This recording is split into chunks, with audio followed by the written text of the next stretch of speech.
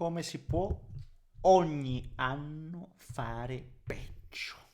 Io me lo chiedo sempre, puntualmente non riesco a darmi risposta. Arriva il video della mia rosa del fantacalcio, mantra. Specifichiamolo perché giustamente ci sono i puristi che non lo considerano forse neanche un fantacalcio, non lo so, non voglio entrare in queste dinamiche che non mi appartengono, anche perché questo video, questo contenuto non era stato minimamente richiesto e in quanto tale io ve lo butto lì a forza, no?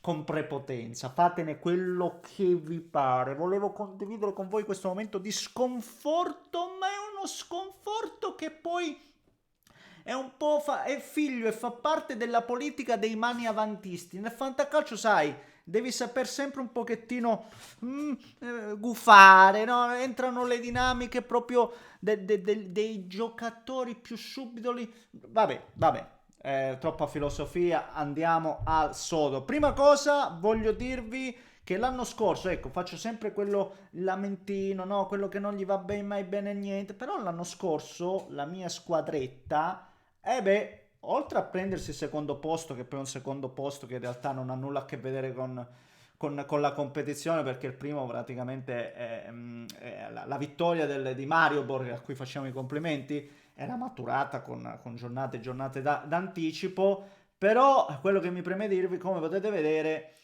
i punti, no, formulati di giornata in giornata, la media punti, la più alta è quella della mia squadra, vuol dire che il motore c'era, cioè la benzina c'era, e che poi non è stata guidata forse molto bene, forse, un chiaro ed evidente attacco all'allenatore della mia squadra, perché poi durante l'anno io non mi prendo neanche la briga di mettere formazionate, quindi dovrei stare solo zitto.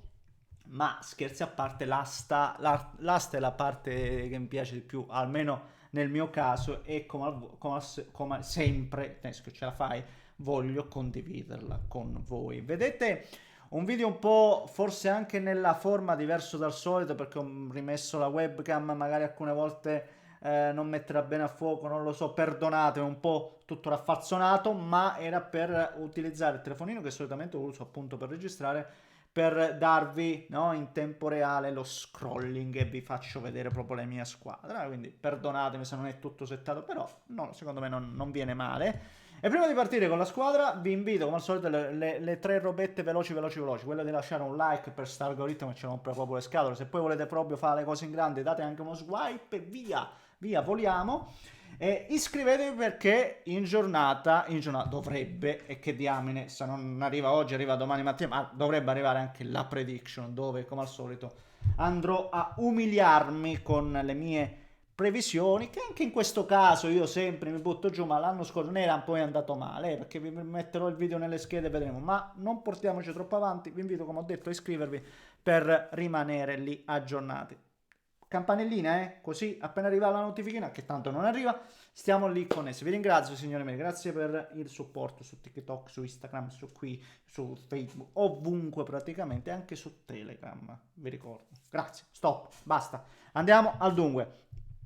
Come vedete c'è stato un restyling, BVB Neschio 13, questo è il nome della mia nuova squadra e l'ha deciso il signor Giuseppe, che sarebbe il mio allenatore, ribadisco, nonché compagno, amico di bevute, no, di bevute, amico, e che vi volevo dire, non l'ha fatto lui, sto restyling non era neanche poi voluto, ma BVB Neschio per il Borussia Dortmund, non c'è altro motivo, il 13 invece sta alla data di nascita della mia squadra, perché per la prima volta nel Fantascudetto di Rotondo ho partecipato nel 2013, quindi ecco svelato l'arcano. E adesso ragazzi, come potete vedere, questo è il nome di tutte le squadre, sono 10, e appunto prima un'altra roba che va detto, un po', diamo un po' di regole e di indicazioni, se no giustamente risulta tutto un pochettino più, non lo so, indicativo. 10 squadre, quindi 10 squadre partecipanti, di cui l'asta 500 crediti, asta random, praticamente tramite il software là utilizzato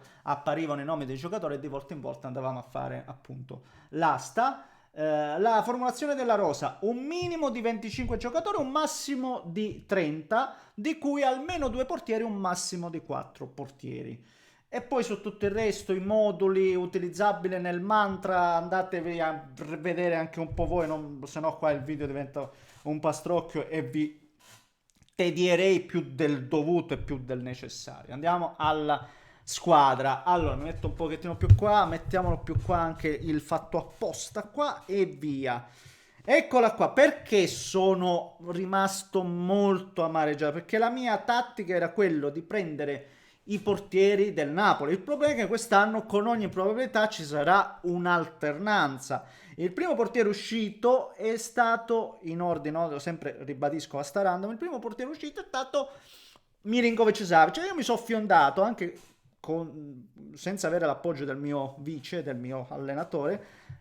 L'ho voluto prendere a 41 addirittura, ribadisco 41 su 500 credo. Vi ricordo che il portiere che è andato per la maggiore è stato Di Gregorio, pagato 80-81, non mi ricordo precisamente.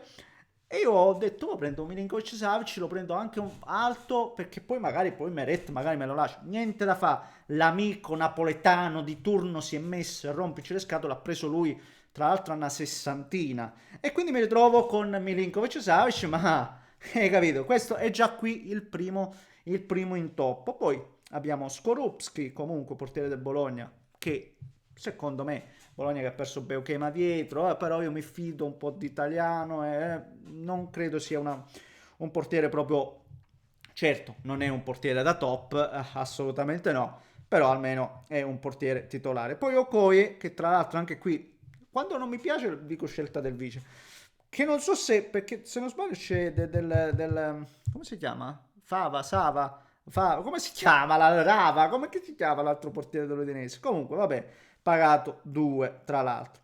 Poi, e qui me ne assumo un po' le colpe, ho fatto la difesa dell'Inter, ragazzi miei, ho fatto la difesa dell'Inter.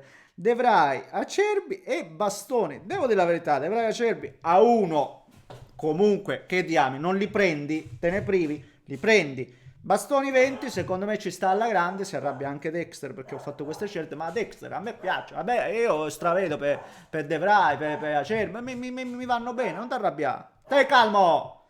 E Bastoni 20 sostanzialmente, che secondo me è una cifra che ci può stare. Mari, onestamente, 2 va bene, Ismaili del Torino 2, Bitti, l'altro. Oh, questi sono solo difensori centrali, ragazzi. Io devo per forza di cose giocare con la difesa a 3.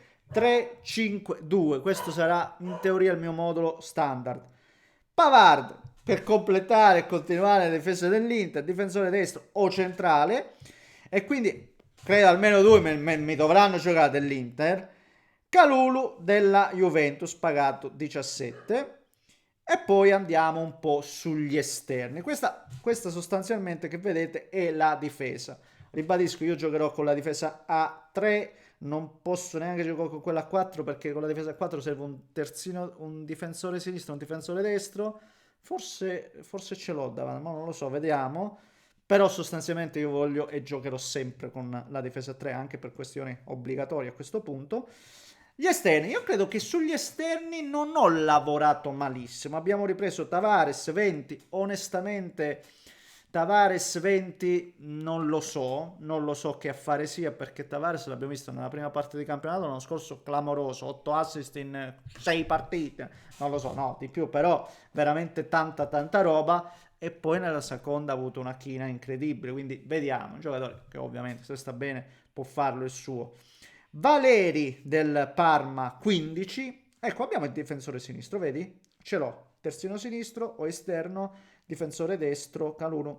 Quindi volendo in extremis qualche partita con la difesa a 4 potrei anche giocarla. Ecco, il mantra a me piace proprio per questo, perché è veramente un'evoluzione rispetto al normale, dove tu devi andare a pianificare un po' i ruoli che vuoi coprire, il modulo che vuoi utilizzare durante la stagione, quindi c'è della strategia, c'è sempre della strategia, ma nel mantra secondo me viene ulteriormente rimarcata, non so se intendete. Sto andando lungo, sono quasi 10 minuti. Scusate, Zappacosta esterno e solo esterno, pagato 15. Eccolo qua, Angeligno che è il mio pupillo. Io sono convinto che Angeligno con Gasp farà benissimo, pagato addirittura 19. Però abbiamo secondo me esterni buoni. Abbiamo degli esterni buoni. Che succede? Cosa succede? Io non lo so. Saelemaekers, un altro esterno. Cioè, ragazzi, ribadisco, difesa 3, 2 esterni. E Saelemaekers io sono convintissimo. Però casino no. Però casino no. Apriamo porta, facciamo quello che ci pare, ma il casino no. Grazie. Saelemaekers, che guarda, l'avevo quasi dimenticato Saelemaekers. Questa è stata una mia scelta invece forte, decisa, addirittura 25. Saelemaekers, ragazzi miei, che io credo che sia un giocatore che con Allegri giocherà tante partite, sempre banchini. Andiamo avanti, Mandragora, adesso andiamo ai mediani C, o mediano o C, o mediane sia C, no? E Mandragora 9, è un giocatore, ragazzi miei, che ha il bonus, Mandragora. Un giocatore che ha il bonus. Un giocatore che lo vedete così, è un giocatore che ha il bonus, e sono convinto che con Pioli possa fare tanti o gol, ma i gol, c'è il gol, ce l'ha Mandragora. Perrone, adesso vedrete praticamente il centrocampo del Como, sì, tutto vero, anche lui è MC, Perrone a 4 secondo me ci può stare sicuramente. Caqueret, l'avevo detto, io vi avevo avvisati, Caqueret 2, Caqueret può fare sia il trequartista sia C, ricordo 3-5-2, nel 3-5-2 potrò giocare con un mediano e con un centrocampista, con un M e con uno C. Poi volendo potrei giocare anche col 3-4-1-2 e mettere appunto il trequartista. Tante scelte che si possono fare. Thorstvedt dal Sassuolo 18, però Thorstvedt è un giocatore che anche lui, io mi ricordo che c'ha il bonus facile questo qua, poi sbaglierò, ci può stare. Il problema, sapete dove che reputo che la mia squadra un pochettino non ha, e lo vedrete anche poi quando andiamo davanti, non ha quel fuoco, e che forse manca anche il top player della situazione.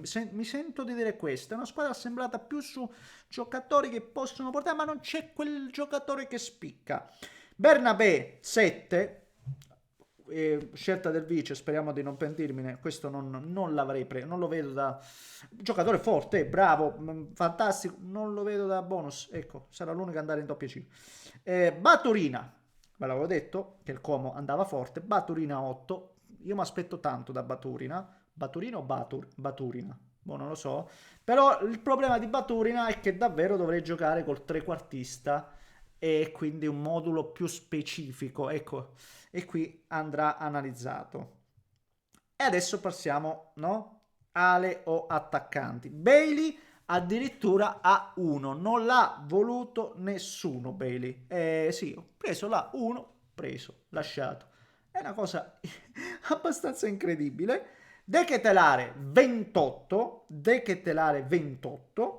è un A, e può giocare nel 3, può giocare sia nel 3-4-1-2, può giocare sia nel 3-5-2, può giocare nei ruoli che mi sono nei moduli che mi sono prefissato.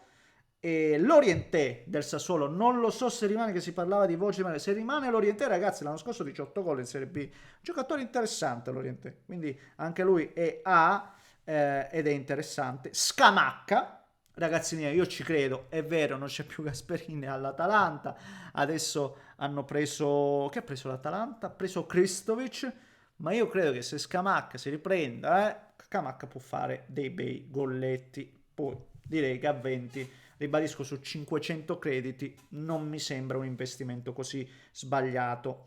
Ho preso Vlahovic. Il problema di Vlahovic è che io ero convinto che andasse il Milan ha preso Boniface, forse il Napoli va su Højlund, Vlahovic molto probabilmente rimane alla Juventus, e se la Juventus prende anche Colomani non lo so quanto giocherà Vlahovic, questo è il problema. Però prenderlo a 19 lo butto lì, e magari se mi va bene, no? Pure che lo prenderà magari qualcuno a gennaio, non lo so. Avercelo può dare comunque una mano. E questo è il giocatore che io mi aspetto quest'anno possa veramente distruggere il campionato. Mamma, come esagero. Ferguson è l'attaccante che mi deve far bene, perché se non mi fa bene Ferguson io finisco ultimo. Ne sono quasi consapevole. Ferguson a 30, anche lui non pagato secondo me tantissimo, però Ferguson è l'attaccante che mi deve fare tanti gol, non è facile perché è anche uno che lavora per la squadra, non lo so, però è vero che ci sarà magari competizione con Dobbik che non sappiamo se rimane, si parlava di anche lui, vediamo, il problema è che c'è ancora l'evoluzione del calciomercato, però è un investimento importante fatto dalla Roma, è vero che non è un obbligo, è un diritto e quindi però Gasp, se lavora Gasp su Ferguson mi può e mi deve far bene. E poi c'è Castro Cimene, ve li faccio vedere tutte e due, se no via, così vi do il botto. E come potete vedere ci sono tanti buoni giocatori, ma in teoria non c'è neanche il giocatore sicuro che ti faccia bene bene bene. Perché Castro, secondo me, anche lui 30, forse un po', non lo so se è troppo poco, l'ho voluto io Castro l'ho voluto io, perché anche qui io penso italiano, li valorizzi i giocatori. Adesso questo che è forse il terzo anno, se non sbaglio, la terza stagione di Castro al Bologna, o secondo, mi sa che la terza. E mi aspetto che quest'anno, anche se c'è Immobile, caspita, Castro deve osare, quest'anno deve essere la sua stagione. E poi c'è Gimenez, il problema di Gimenez bisognerà vedere, l'hanno un po' bollato come giocatore, già un po' scartato. Per me è un giocatore forte Gimenez, il problema è che non sappiamo quanto sia titolare nel Milan, questo è il discorso. Però ribadisco e riconfermo, per me è una squadra, non è malaccio, non è proprio da buttare, forse è una squadra di forse, sì, magari, sì, boh, no, non lo so, sto facendo un casino incredibile, però è una squadra che secondo me ce l'ha i valori, può fare bene, boh, non lo so ragazzi, sto cercando di convincermene da solo, lo capisco, ditemi voi cosa ne pensate. Di certo quella dell'anno scorso era più forte e infatti è arrivata seconda e poteva, anzi come avete visto, no, media punti e altro, aveva un potenziale clamoroso. Questa devo essere fortunato ad azzeccare qualche attaccante. Se qualche attaccante di quelli presi poi magari ingrana e va, perché sono veramente tanti, De Ketelare, Lorientè, Gimenez, Castro, Ferguson, Vlahovic, Scamacca, sono tanti. La verità è anche che devo lavorare adesso sugli scambi, perché Meret lo devo andare a prendere in qualche modo, devo lavorare sugli scambi, dobbiamo vedere che riusciamo a fare. E fatemi dire, datemi voi un voto alla mia squadra da 1 a 10 se siete arrivati fin qui. Io le do un... Per quello che è il mio livello, per quello che sto a fare io, mica faccio il pavone, gli do quasi un 5, non lo so, voglio essere duro, voglio essere... non lo so, vediamo. Ragazzi, ringrazio comunque gli amici di Fantascudetto, Rotonda o Fanta Rotonda, Fantascudetto Rotonda, scusate, una memoria di pessima, sono fantastici, si sono organizzati bene, ci hanno messo in 2 schermi, no, devo dire che hanno fatto un ottimo lavoro ed è sempre un piacere partecipare insieme a loro. Un grande abbraccio, buon fantacalcio a tutti, fatemi sapere cosa ne pensate di questa mirabolante squadra. Un grande abbraccio da Neschio.